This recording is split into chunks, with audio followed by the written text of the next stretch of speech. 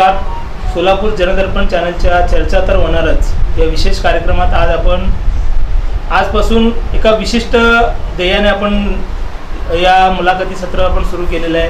कारण गेल्याच 2-3 महिन्यापूर्वी सोलापुरातील लोकसभा निवडणूक संपल्या, केंद्रात मोदी सरकार आलं, सोलापुरात भाजपचं सरकार जाऊन काँग्रेसचं सरकार आलं आहे. अशा विविध घडामोडीमध्ये आपण सगळे गुंतलेले असतानाच आता नव्या पद्धतीनं वारे वाहत आहेत की विधानसभेच्या निवडणुकाकडं. या विधानसभेच्या निवडणुकीकडे अनेक जण आपल्या सोलापूर विधानसभा मतदारसंघातील 11 विधानसभा मतदारसंघात अनेक जण इच्छुक आहेत.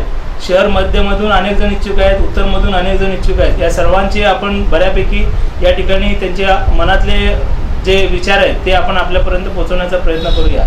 सोलापुरातील गेल्या वर्षी आषाढ महिन्याच्या अगोदर सोलापुरात नागेश वल्याल आणि दशरथ गोप यांनी BRS पक्षात प्रवेश करून सोलापुरात काही प्रमाणात गोंधळ केला होता की BRS पक्ष सोलापुरात मोठ्या प्रमाणात चर्चेला येईल असं वाटत असतानाच अचानकपणे तेलंगणात झालेल्या निवडणुकीमध्ये BRS पक्षाला पिछेहाट झाल्यामुळं सोलापुरातील वातावरण काहीसं कमी झालं. त्याचा परिणाम या सोलापूरच्या लोकसभेच्या निवडणुकीत त्यांनी कुठल्याही उमेदवाराला पाठिंबा दिला नाही किंवा स्वतःचा उमेदवार उभा केला नाही. अशा परिस्थितीत निवडणुका झाल्या आणि सोलापुरात काँग्रेस पक्षाने आघाडी घेत खासदाराचं निवडणूक विजय संपादन केलं. आता या पार्श्वभूमीवर आता विधानसभेच्या निवडणुका सुरू झाल्यामुळं विधानसभेत नेमका कुठल्या पक्षाचं काय नेमकं नेतृत्व चालू आहे, काय नेमकं परिस्थिती चालू आहे या संदर्भात आपण शहर उत्तरमधून आणि BRS पक्षाचे समन्वयक म्हणून नागेश वल्याल यांना आपण आमंत्रित केलं आहे. आपण या ठिकाणी आलात, पहिल्यांदा आपलं जनदर्पण चॅनलच्या वतीनं आपला आभार मानतो. आपण गेल्या आणि मला वाटतं 3-4 महिन्यापासून एकदम शांत असलेलं BRS पक्षातलं आपण नेतं अचानकपणे एक पोस्ट टाकून आपण शहर उत्तरमध्ये कळबळ उडवून दिलं आहे की त्या पोस्टमध्ये असं होतं की शहर उत्तर विधानसभा विचारतोय, मोदी म्हणतात सबका साथ सबका प्रवास. असं शहर उत्तरमध्ये झाला फक्त विवाह, वाढदिवस, चोळी कार्यक्रमाचा प्रवास असं एक पोस्ट टाकून तुम्ही नेमकं कोणाला संदेश द्यायचा होता आणि तुम्हाला नेमकं काय म्हणायचं आहे? मी प्रथमतः तर जनदर्पण चॅनलचे प्रथमतः आभार मानतो. तो आपण इथं मला बोलवलात आणि माझं मत व्यक्त करण्यासाठी मला संधी दिलात. खरं तर आपण म्हटल्याप्रमाणे गेल्या वर्षापासून आपण बघताय की BRS महाराष्ट्रात एंट्री केल्यानंतर लोकसभेचं इलेक्शन असेल किंवा विविध संघटनेच्या ज्या इलेक्शन म्हणजे सामाजिक संस्थेचे असतील त्या सगळ्या इलेक्शन आम्ही अलिप्त होतो आणि एकाप्रमाणे शांत होतो. त्या मागचं कारण की आपल्याला माहिती आहे तेलंगणामध्ये जो बदल झाला तो बदल आम्ही ॲक्सेप्ट केला आणि आम्हाला आता तेलंगणानंतर KCR साहेबांना महाराष्ट्रात एंट्री करायची होती. पण एंट्री करत असतानाच तिथं सत्ता गेल्यामुळं आम्ही थोडं नक्कीच बॅकफूटवर आलो.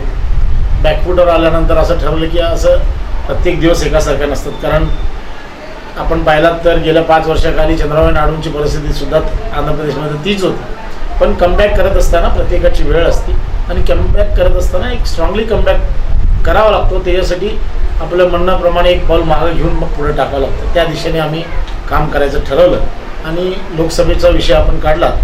लोकसभेच्या विषयामध्ये असं ठरलं होतं की आम्ही विचारलं बरेचसेपैकी आमच्याकडे महाराष्ट्रातून 15 उमेदवार तयार होते आणि आम्ही KCR साहेबांना विचारल्यानंतर KCR साहेबांचं असं म्हणणं होतं की जी परिस्थिती आपली 1 वर्षापूर्वी होती आणि सत्ता गेल्यानंतर आपली परिस्थिती थोडंफार फरक पडला आणि मोठ्या प्रमाणात आपल्यावर अन्याय होत आहे आणि आपल्यावर दबावतंत्र येत आहे. त्यामुळं आता महाराष्ट्रात आपण लोकसभेचं निवडणूक लढवणं शक्य नाही. आपण विधानसभेचा शब्द दिला आहे सगळ्यांना. म्हणजे माझ्यासारखं बरेच लोक महाराष्ट्रातून आपल्याला माहिती आहे विदर्भातून असेल, मराठवाड्यातून असेल, पश्चिम महाराष्ट्रातून बरेचसे लोक त्यावेळेस एंट्री केले. त्या एंट्री लोकांना बरेचसेपैकी आमदारसाठीच आणि विधानसभेसाठी इच्छुक होते आणि त्या इच्छुकांनाच सगळ्यांनी एकत्र करून आपण किंमूट विधानसभेत उघडू आणि त्यावेळेस आपण कमबॅक करू असं त्यांचं म्हणणं होतं. त्यानुसार आम्ही सगळे अलिप्त राहिलो आणि कोणालाही महाराष्ट्रातून आपण पाहिलं की सोलापुरातच नाही महाराष्ट्रातून कोणाला आम्ही पाठिंबा दिला नाही किंवा कोणाच्या पाठिंबा गेला नाही. वैयक्तिकरित्या काही लोक बरेचसे लोक आपल्या नेत्याला पाठिंबा दिले. पण आम्ही आणि माझे शहराध्यक्ष गोप साहेब असं ठरवलं होतं की सोलापुरात आपण कोणाच्याही पाठीशी न जाता अलिप्त राहिलं आणि आपण तटस्थ राहणं भूमिका स्पष्ट आपण करून ठेवावं. बऱ्याचशा पार्टीने आम्हाला ऑफर दिल्या किंवा आपण आम्हाला सपोर्ट करा किंवा सगळे भाजप असेल किंवा काँग्रेस असेल हे सगळ्यांनी केलं, पण आम्ही तटस्थ राहण्याची भूमिकावर ठाम होतो. आणि आज ह्या BRSची परिस्थिती जर पाहिला तर नक्की आता चंद्रबाबू नायडूच्या म्हणल्याप्रमाणे BRSची परिस्थिती थोडा बॅकफूटवर आहे. पण ह्याचा अर्थ असं होत नाही की आम्ही कुठलेच इलेक्शन लढणार नाही, पण आम्ही त्याच स्ट्रॉंगली आम्ही परत येणार आहोत. आणि आपण विचारलात की हा मेसेज किंवा हे पडतं आहे, तर बघा आजकाल तर सोशल मीडिया सगळ्यांना माहिती आहे. आणि माझं पहिल्यापासून वाक्य असं होतं की मी मोदी साहेबांच्या विरोधात किंवा फडणवीस साहेबांच्या विरोधात किंवा यांच्या विरोधात किंवा पक्षाच्या विरोधात बिलकुल नाही, मी स्थानिक नेत्यांच्या विरोधात होतो. हे तेव्हासुद्धा सोडताना सांगितलं आणि आत्ताही त्या गोष्टीवर ठाम आहे. आणि स्थानिक नेत्यांच्या विरोधात असणं कारण तुम्हाला माहिती आहे अँटी इन्कम्बन्सी प्रत्येक माणसाला फेस करावाच लागतं. आणि अँटी इन्कम्बन्सी फेस करत असताना मी आत्ताच नाही, माझं वयास 49 आहे, त्या वयानुसार बघितलं मी वल्लाळ साहेबांना सुद्धा आमदार होताना 1990मध्ये बघितलं. बऱ्याचशा सोलापूरकरांना माहिती आहे की अँटी इन्कम्बन्सी ही आत्ताचीच असलेली जाण नाही. कारण 1990मध्ये स्वर्गीय चाकोदे साहेब, बाबुराव अण्णा चाकोदे यांच्या विरोधात सुद्धा अँटी इन्कम्बन्सी होती. त्यावेळेस सुद्धा वल्लाळ साहेबांनी असाच लढा दिला होता. त्यावेळेस जनतेने बदल हवा ह्या गोष्टीसाठी त्यांना तेव्हा 10,000 मताधिक्याने निवडून दिलं. मग त्यांनी त्या संधीचं सोनं करून पुढं आमदार झाले, परत खासदार झाले. किंवा सोलापूरला आज जे म्हणतात भाजपनं ऊर्जित अवस्था आणली किंवा आज जे काही भाजप आहे त्या माननीय देशपांडे साहेब असतील, तुळजापूरचे सिनियर सगळे ते संघर्ष केलेले सोलापूरचे सगळ्या नेत्यांचं या सगळ्यांनी केल्यामुळं आज हे परिस्थिती आज भाजपमध्ये जर दुर्दैवी मी त्या घटकाचा भाग मी आता नाही आहे. पण हे सगळं करत असताना एवढं लक्षात येते की आज मोदी साहेबांचं विजन किंवा फडणवीस साहेबांचं विजन ज्या डेव्हलपमेंटसाठी त्यांनी त्यांच्या शहरासाठी केले किंवा आज आपण बघतो वाराणसीत त्यांनी नेतृत्व करतात त्यांचं काम कसं आहे किंवा नागपुरांचं नेतृत्व गडकरी साहेब किंवा फडणवीस साहेब करतात त्यांचं जिल्हा त्यांचं शहर कसं आहे, हे सोलापुरात असं काय होत नाही. एक विजन असावायला पाहिजे. मी सुद्धा आतापर्यंत राजकारण करत असताना 2 टर्म नगरसेवक म्हणून केलं. विविध पद सामाजिक असेल किंवा बाहेरच्या याच्या क्षेत्रात मी सहकार क्षेत्रात सुद्धा निवडून. आज आपल्या पुढे एक विजन असावा. आजकाल तर आपण पाहता की मूलभूत सुविधा नगरसेवक सुद्धा देतात, मूलभूत सुविधा आमदार सुद्धा देतात. ह्यात नाविन्यपूर्ण काय नाही. मला असं वाटतं की नाविन्यपूर्ण यासाठी आज सोलापूर ज्या परिस्थितीतून जात आहे, युवक ज्या पद्धतीनं विस्थापित होत आहे, त्या लोकांना आपण रोजगार आणणं हा मुद्दा महत्त्वाचा असला पाहिजे. आणि या गोष्टीसाठी आपण मूलभूत सुविधा आज आपल्याला मोठ्या प्रमाणात आपण बघतोय की आमदार सचिन कल्याण शेट्टी असू द्या किंवा बाकीच्या जिल्ह्यातल्या जेवढ्या भाजपचे नेते आहेत ते सगळे चांगल्या पद्धतीने निधी आणत आहेत. निधी हे मूलभूत सुविधासाठी झालं. पण आज आपल्या उद्योगधंद्यांचं काय, सोलापुराच्या विकासाचं काय, सोलापुरात आपण नवीन काय करतोय की लोकांना आपण एक्सेप्टेबल असले पाहिजे किंवा आपले विकासाच्या माध्यमातून खेळलं पाहिजे, हे कुठंतरी खंत सोलापूरच्या जनतेत किंवा शहर उत्तरच्या लोकांमध्ये आहे. हे मी आणण्याचा प्रयत्न केला. तुम्ही आता म्हणतो की बाकीचे आमदारांनी कामं केले, विकासाचे प्रयत्न केले. याच धर्तीवर विजयकुमार देशमुखांनी सुद्धा आता 2-4 दिवसापूर्वी एक पोस्ट सोलापूरच्या सगळ्या सोशल मीडियावर मिळालं आहे की उड्डाणपुलाचा 1100 कोटी रुपयाचा प्रोजेक्ट त्यांनी मंजूर करून आणला असं त्यांचं म्हणणं आहे. हे 2008 सालापासून आजपर्यंत झालेले हे प्रोजेक्ट सुरू झाले. नेमकं याला तुम्ही श्रेय मानत नाही का? मी त्याच पक्षाचं 2 टर्ममध्ये नगरसेवक होतो आणि महापालिकेत आमचे अधिक वेळा आमचे दोन्ही महापौर आहेत किंवा सत्ता आमची होती. त्यावेळेस आम्ही भरपूर प्रयत्न केला. आज पाहिलं तर 2016 मी मान्य करतो की मी त्यावेळेस त्या पक्षात होतो. 16 पासून ते आज 2024 पर्यंत ह्याची ज्या उड्डाणपुलाची जी प्रक्रिया आहे त्या प्रक्रियेमध्ये आपण वारंवार बघत गेलो. ते पहिला स्टार्टिंगला 600 कोटीचं प्रोजेक्ट, त्यानंतर 800 कोटी, मग त्यानंतर 1000 कोटी, आज 1100 कोटीपर्यंत आलं. मग हे करत असताना आपलं नेतृत्व कुठंतरी कमी पडलं का? आज भूसंपादनाचा विषय, भूसंपादनाचा विषय असा आहे की आज मोठे मोठे प्रश्न त्या समोर आहेत. आज आपण बघितलं तर 2 उड्डाणपूल आपल्याकडनं जाणार आहेत. बरेचशा जागा आहेत जे लोकांचे घरांचे विषय आहेत किंवा आपल्या शिवाजी महाराजांच्या प्रतिमेचा विषय आहे किंवा आपल्या चाळीचा विषय आहे. या सगळ्या गोष्टी आपण ॲक्वायर करत असताना ही सगळ्या प्रोसिजरप्रमाणे आणि वेळेत हे न व्हायचं कारण काय? आज प्रशासन काम करतंय का नाही बघणं हे आपल्या लोकप्रतिनिधीचं काम आहे. आणि नाही करत असेल तर तो पाठपुरावा करून आत्तापर्यंत उड्डाणपूल आपल्याकडे व्हायला पाहिजे होती अशी माझी. आज मी बाकीच्या शहरात फिरतो, अहमदनगरमध्ये आज तुम्ही पाहिलात तर सगळ्यात मोठं उड्डाणपूल तिथं बनलं गेलं. आपल्या नंतरचा प्रोजेक्ट आहे. आपण 2016ला चालू केलं, त्यांनी 2018 पासून आतापर्यंत त्याने आज उड्डाणपूल चालूही केलं. तुम्ही पुण्या रस्त्यापासून ते औरंगाबादच्या रोडपर्यंत बघितलं तर सगळ्यात मोठं उड्डाणपूल त्यांच्याकडे झालं. मग ही इच्छाशक्ती आपल्याकडे का नाही? ही इच्छाशक्ती असणार पाहिजे. माझा विरोध ह्या कुठल्या नेत्यांना नाही, कुठल्या गोष्टी नाही. हा पाठपुरावा करून हाच तुम्ही दिशाभूल लोकांना करताय. हे करू नका. हे पाठपुरावा जर प्रामाणिकपणे झाला असतं आज ही रक्कम वाढत गेली नसती. आज ही एकच विषय नाही, मी अजून एक विषय सुद्धा आपल्या समोर मांडतो, दुहेरी पाईपलाईनचा विषय. आज किती लेंदी होते आणि किती कॉस्टली होत जाते.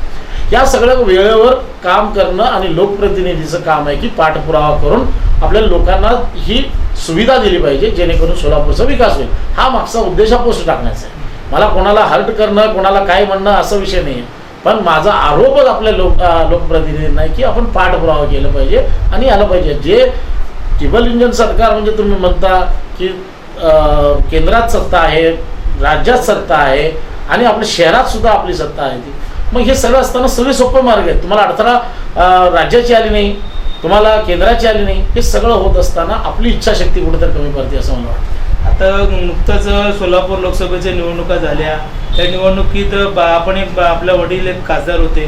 सोलापुरात भाजपच्या उमेदवाराचा पराभव होऊन काँग्रेसचे प्रणिती शिंदे या विजयी झाल्या. यामध्ये नेमकं तुम्हाला काय वाटतं की जेणेकरून भाजपच्या कार्यकर्त्यांनी काम केलं नाही का नेत्यांनी काम केलं नाही? मी आता आपल्याला स्पष्ट इच्छा करतो, जे इलेक्शन्स आम्ही 2 इलेक्शन म्हणजे शरद बनसोडेंचे पराभवाचं इलेक्शन असेल, शरद बनसोडे साहेबांच्या विजयाचं इलेक्शन असेल किंवा त्यानंतर जे सिद्धेश्वर महाराजांचा विषय, या तिन्ही इलेक्शन्समध्ये आम्ही जोरात काम केलं. आम्हाला काम करायचं इच्छा इतकी होती आणि सोलापुरांचा प्रचंड प्रतिसाद त्यावेळेस होता. आणि तेव्हा काही लोक पक्षावर म्हणतात की मोदी फॅक्टर होता किंवा त्यांची हवा होती असेल.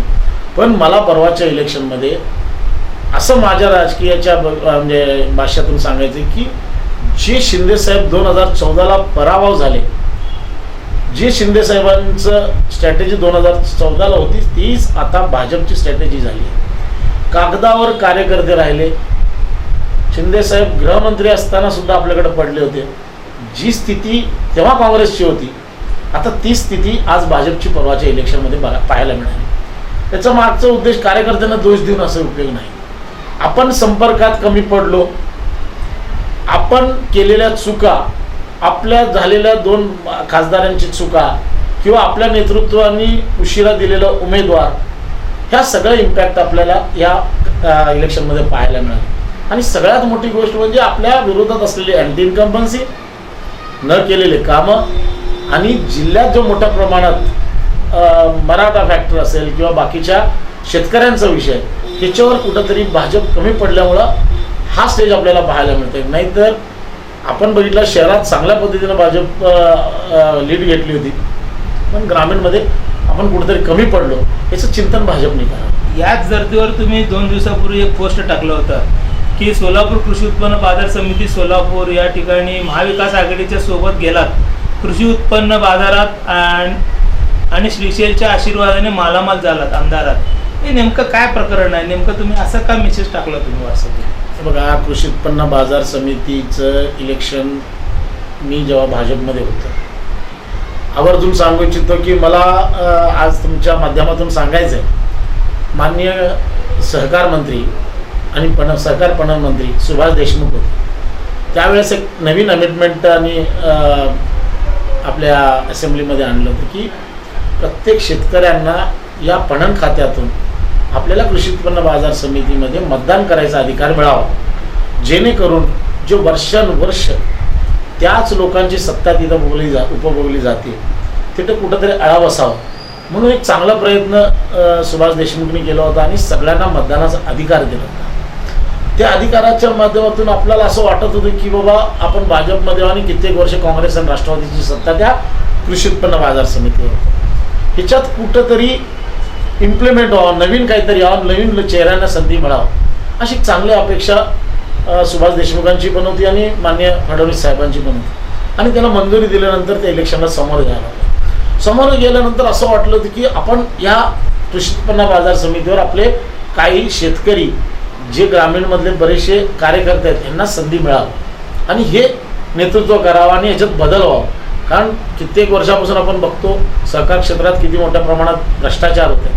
या भ्रष्टाचाराला आळा बसवण्यासाठी एक चांगला एक्सपेरिमेंट त्यावेळेसच्या भाजप सरकारने केलं होतं. आणि हे केल्यानंतर विषय असं झाले की आमच्याच काही नेत्यांनी मिळून त्या नेत्यांशी संगनमत करून आणि त्या काँग्रेसच्या नेत्यांबरोबर हातमिळवणी करून ते इलेक्शन लढणे गेले. खरं तर ते अपयश नेत्यांचं म्हणता येणार नाही, खरं तसं बघितलं तर ते पक्षाचं अपयश होतं. त्यावेळेस जर पक्षाने दोन्ही देशमुखांना सांगितलं असतं की हे तुम्ही लढवायचं नाही आणि तुम्ही हे जर लढवायचं असेल तर तुम्ही सगळं आपलं पॅनल आपल्या कार्यकर्त्यांना, जे जुना कार्यकर्ते आज आहेत त्यांना संधी मिळाली असती. मी बरेचसे नावं घेऊ शकतो जे आमच्याकडे नेते आहेत, त्या सगळ्यांना दिलं असतं तर आज ही परिस्थिती वेगळी दिली असती. सत्ता आज भाजपच्या विचाराची सत्ता तिथे राहिली असते. का काँग्रेसवाल्यांनी किंवा राष्ट्रवाद्यांनी ठेका घेतलाय का? तसं काही नाही. त्यांनी त्या सहकार क्षेत्रात आहेत. आपण सहकार क्षेत्र चांगलं इम्प्लिमेंट करण्यासाठी माननीय अमित शहानी सहकार खातं सुद्धा केंद्रात घेतलं आपल्याला माहिती आहे.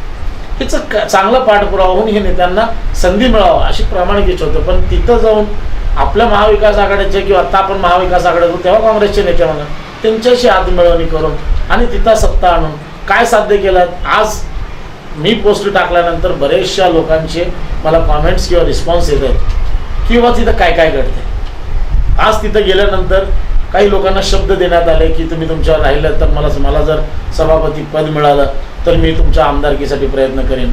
तुम्ही बाकीच्या इन्फ्रास्ट्रक्चरमध्ये तुम्हाला सुधारित करण्यात दिलं आणि इथले जे गाड्यांचा विषय असेल किंवा व्यापाऱ्यांचं तोलारांचं किंवा आम्हाला लोकांचं यांच्यासाठी नवीन प्रक्रिया काहीतरी करणं, पण त्यात काही इम्प्लिमेंट झालं नाही. उलटं आपण किती स्वच्छ आहोत आणि आपण ह्यात नाही हे दाखवण्यासाठी उपसभापतींना नेमून त्या माध्यमातून आपण भ्रष्टाचार करणं कितपत योग्य आहे. आणि तिथं गेल्यानंतर आज प्रत्येक यार्डातल्या माणसाला बाहेर सांगू शकत नाही, खदखद आहे. त्यांना जे काँग्रेसच्या काळात किंवा ज्या सरकारच्या त्यांच्या काळातले जे खदखद होती ते कुठेतरी मिटेल असं वाटलं होतं, पण त्याच्या विपरीत आज परिणाम झाले. आज तिथं प्रत्येक माणूस त्रस्त आहे. आज तिथं तुम्हाला साधा शौचालय मिळत नाही. आज तिथे साधा इन्फ्रास्ट्रक्चर तुमच्या रस्ते, दिवा, पाणी बरं जे केलेत ते केलेत कोणी? त्यांच्याच कॉन्ट्रॅक्टने. जे सभापती सांगितलं त्यांनाच मिळालं. बरं तिथल्या लोकांना कोणाला मिळालं का? तिथल्या कॉमन तिथल्या व्यापारीच्या मुलाला मिळालं का? तिथल्या कुठल्या अधिकाऱ्याच्या मिळालं, कॉन्ट्रॅक्टर मिळालं का? असं नाही. पण आपल्या मर्जीतलं. आज तुम्ही पाहिलं तर आज त्यांची टर्म संपून वर्ष झाली किंवा 6 महिने झाले असं मी चुकत असेल. आज तिथं प्रशासक नेमत असताना ज्यांची सत्ता असते तिथं आपण एक प्रतिनिधित्व आहे. तर प्रतिनिधित्वामध्येच आपल्याकडनं गफलत झाली. आज तुम्ही ट्रिपल इंजिन सरकार म्हणता, त्यामधून 3 नावं पाठवता, 3 नावामधले सगळं कॅन्सल करून आपलेही 3 माणसं कसं बसतील हे बघता. आणि हे सगळं कशासाठी?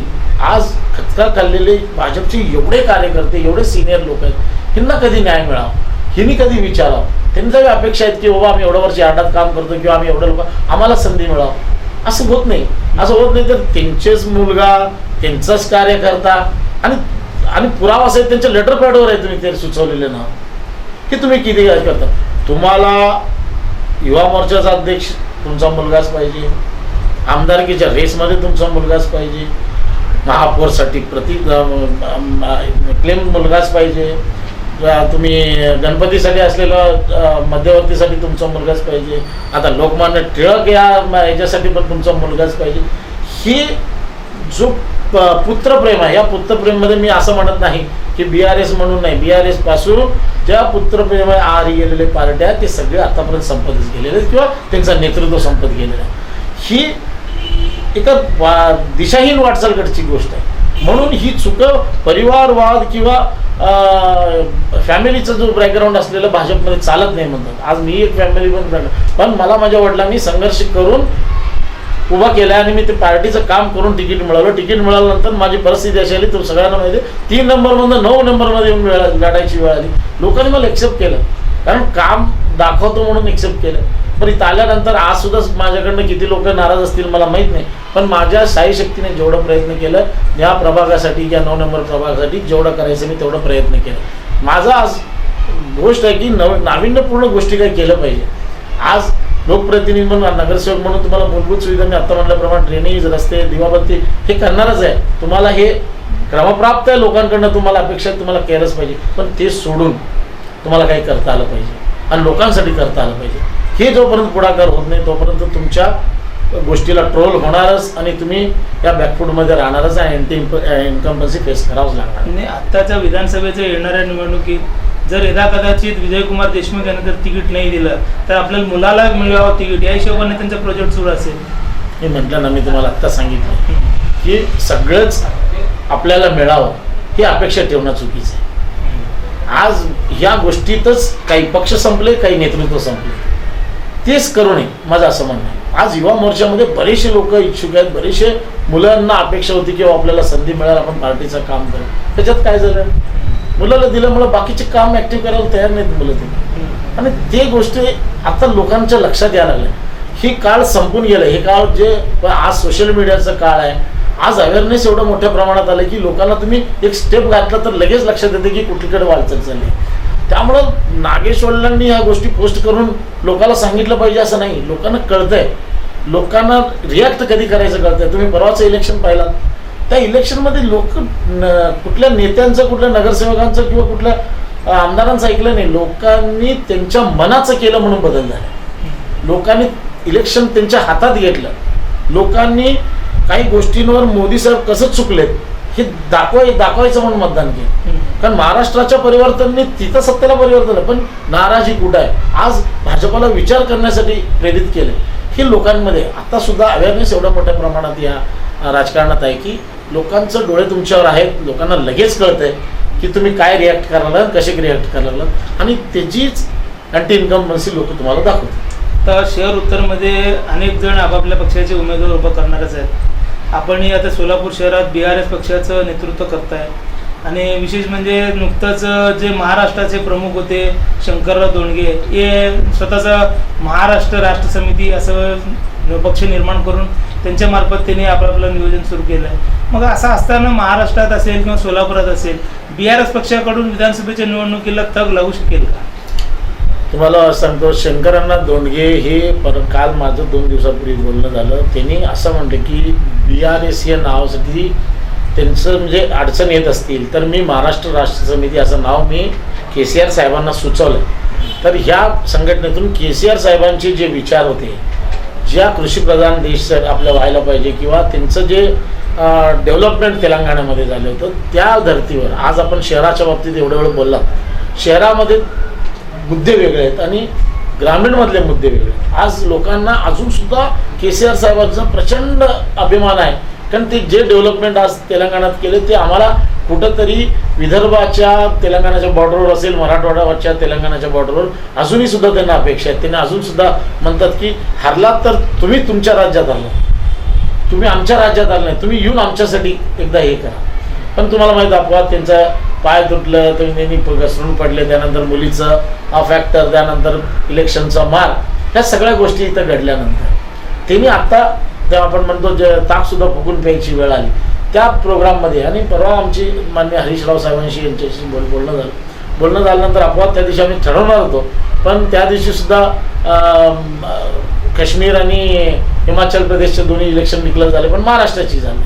मग त्यांनी म्हटलं की हे पूरा अपन स्टडी करेंगे, जितने सीट महाराष्ट्र में अपन ला सकते हैं उतने के बारे में अपन सोचेंगे. अभी तो आज का इलेक्शन कमीशन का प्रेस मीट में तो आपका महाराष्ट्र का नाम नहीं है, तो अपन पक्का सोचेंगे, आप सबको बुलाएंगे, इसके बाद में अपन स्ट्रॅटेजी हे सब बनाएंगे असं त्यांनी आश्वासित केलं. आणि हे जर आमची स्ट्रॅटेजी ठरली, आम्हाला जर सिम्बॉल मिळालं आणि नेतृत्व जर चांगले आपल्या KCR साहेबांचं नेतृत्व जर लोक एक्सेप्ट करण्याचा विचार असेल तर तुम्हाला आत्ता सांगितलं अँटी इन्कम्बन्सीचा मार्क मोठ्या प्रमाणात इथल्या लोकल नेत्यांना 100% बसणार आहे. कारण हे जे रिस्पॉन्स मला येते त्याच्यावर मला आत्मविश्वास आहे. नाही BRS तर त्या स्टेजवर असेल तर मी त्यांना रिक्वेस्ट करून आलो की माझ्या डोक्यावर तुम्ही हात ठेवा, मी बाकीच्याही सगळ्या नेत्यांना भेटणार आहे, सगळ्या पक्षांच्या नेत्यांना भेटणार आहे. आणि मला जर आज साताऱ्याची इलेक्शन, सांगलीची इलेक्शन ज्या पद्धतीने झाली त्या पद्धतीने मी नक्की प्रयत्न करतो. आता येणारा जो विधानसभेची निवडणूक आहे ऑक्टोबरच्या एंडमध्ये किंवा नोव्हेंबरच्या सुरुवातीला निवडणुका जाहीर होतीलच. आपण शहर उत्तर विधानसभा मतदारसंघातून इच्छुक आहात का? आणि इच्छुक असाल तर आपली जी आर्थिक व्यवस्था नियोजन असेल त्या संदर्भात नेमकं तुमचे काय प्रोजेक्ट आहे? बघा, मी यापूर्वी पण म्हटलं मी इच्छुक होतो. बरेचशा लोकांचं असं म्हणणं होतं की आज मी भाजपमध्ये राहिलं असतं तर शहर उत्तरचा क्लेम केलं असतं किंवा त्याचा साथ मिळाला असतं. मी असं विचार करणारा माणूस नाही, कारण भाजपमध्ये असताना जे मला घुसमट होती किंवा माझ्यासारख्या जे बरेचशा लोकांची घुसमट होती ते सुद्धा पार्टी बाहेर पडले, किंवा जी हुकुमशाही किंवा जे टार्गेट करण्यात आलं होतं त्याला कंटाळूनच बाहेर पडला. मी मोकळा श्वास घेत होतो. हे प्रयत्न करण्यासाठी आज मला कोणाचे बंधनं नाही आहेत. आणि हे काम करत असताना आता ज्या फेस पुढं जाणार आहोत आम्ही, तुम्ही नोव्हेंबर किंवा डिसेंबरच्या गोष्टी करताय, त्यासाठी आम्ही आमची स्ट्रॅटेजी आखून ठेवली आहे. लोकांना भेटीगाठी चालू आहेत. लोकांच्या या सगळ्या गोष्टीसाठी आम्ही प्रयत्नशील होतो. आणि राहिलं फंडिंगचा विषय किंवा इलेक्शनला जो मूल राहतील, बरेचसे माझ्या वडिलांनासुद्धा मदत केली. ते लोक आजसुद्धा म्हणतात की नागेश तू उभारून प्रयत्न कर, पार्टी काय देईल, पार्टीकडनं काय मिळेल तो भाग वेगळा, पण आमच्या साई शक्तीने लोकांना बदल हवा आहे. लोकांचं आज माझ्या समोरचे उमेदवार उद्या कोणी असतील, पार्टी किती मोठा लई पैसे उधळतील हे नक्की माहीत आहे, पण लोक आज गेल्या आपण 3 महिन्याखाली बघितलं की ज्या पद्धतीनं पैसे उधळपट्टी झाली तरी लोकांना महाराष्ट्रातून परिवर्तन दिलं. तीच परत स्ट्रॅटेजी परत इथं उपयोग होईल. माझ्या परीने माझ्यात जेवढं होतं मी तेवढं माझ्यासाठी काम करून लोकांना मी एवढंच आव्हान आपल्या माध्यमातून करू शकतो. बदल हवा असेल, इन्फ्रास्ट्रक्चर चांगला पाहिजे असेल, लोकांच्यासाठी इथं रोजगार पाहिजे असेल, लोकांना मुलांना बाहेर नाही जायचं असेल तर एक विजन असलेला, मीच म्हणत नाही मी उभारतो म्हणून असं नाही, पण जे कोणी उभारतो तुम्ही मतदान करत असताना हे सगळं विजन करणारा आणि घराणाशाहीला बाजूला ठेवून किंवा लोकल प्रश्नांना हे कायम स्वरूपी सुटतच असतात, हे सगळे सोडून आपल्या लोकांना काय मिळेल ह्या लोकांना नेतृत्व देऊन तुम्ही एकदा बघावं. जेणेकरून एज्युकेटेड असलं पाहिजे, जेणेकरून लोकांची नाळ जुळली पाहिजे. त्या लोकांवर आपण राहिलात तर नक्की परिवर्तन होत आहे. आणि आत्ता मला 100% खात्री आहे की हे नेतृत्व जे आहे किंवा आत्ता सोलापूरवर जे राज्य करतं या राज्यकर्ते नक्की बदलले जातात. आपण या ठिकाणी आलात, आत्ताच्या करंट घडामोडीवर आपण आपली चर्चा आपण चालू केली. आपण पुढच्या टप्प्यात जेणेकरून अजून एक 15-20 दिवसांनी ज्यावेळेला विधानसभेच्या निवडणुका अधिकृतपणे घोषित होईल त्यावेळेला पुन्हा एकदा आपण या ठिकाणी आमंत्रित करू. त्या ठिकाणच्या वेगवेगळ्या प्रश्नावर आपण चर्चा करूया. तोपर्यंत आपण या ठिकाणी आलात आणि आपल्याला वेळात वेळ काढून आपलं मनोगत व्यक्त केलं त्याबद्दल चॅनलच्या वतीनं आपला आभार मानतो. धन्यवाद. धन्यवाद.